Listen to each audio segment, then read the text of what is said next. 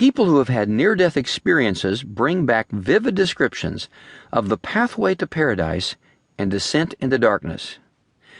If you were to travel back in time 100 years and ask your great-great-grandmother what she knew about NDEs, that is, near-death experiences, she'd probably give you a blank stare. Question her about flatlined EKG readouts, clinical death, and heroic emergency room resuscitations, and she would think you've been nipping at the mulberry wine again. But if you were to ask her to tell you stories she's heard about people who'd had a brush with death, the ones who saw beautiful bright lights, visited with long-dead relatives, or felt a sense of overwhelming peace and love, Granny would most likely smile and say, "Oh, that! Why didn't you say so?" Although modern medical technology has made it possible for more people to die and return from the tales of incredible out-of-body journeys, the truth is it's been happening throughout human history. Literature records variations on the experience from nearly every culture on every continent. It's only in our time of mass communication that such accounts have entered the mainstream of our collective conversation about death and dying. The trend picked up speed in 1975, the year Dr. Raymond Moody put his professional reputation as a psychiatrist on the line and published a little book called Life After Life. In its pages, he attempted to tackle a question that most serious scientists wouldn't touch with a 10-foot pole, though it has haunted human beings for a millennia. What happens when we die? After studying the first-hand accounts of hundreds of people who had crossed over and returned, that is, people who had survived a life-threatening crisis, sometimes after a complete loss of measurable vital signs, Moody coined the phrase near-death experience to describe the phenomenon.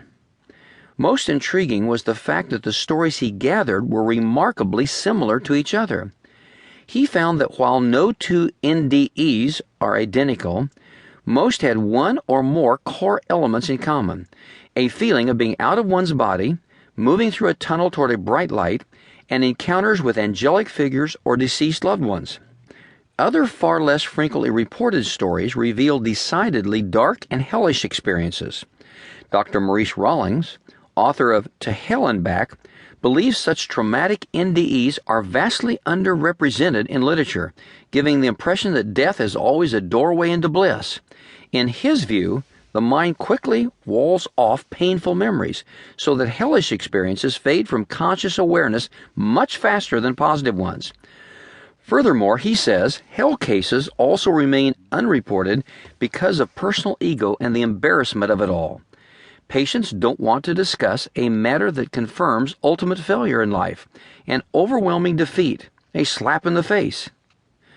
Early research by Rawlings, Moody, and a few other pioneers in the field triggered a veritable avalanche of interest in examining such stories for clues as to what lies on the other side of death.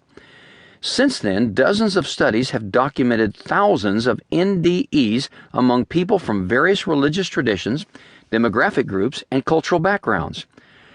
Scientifically minded researchers have looked for purely chemical or biological explanations for the extraordinary experiences survivors describe. They've analyzed oxygen deficiency, blood pressure, drug-induced hallucinations, and even the final frantic firings of synapses in the brain, just to name a few of the possible culprits, in search of a mechanistic cause for NDE.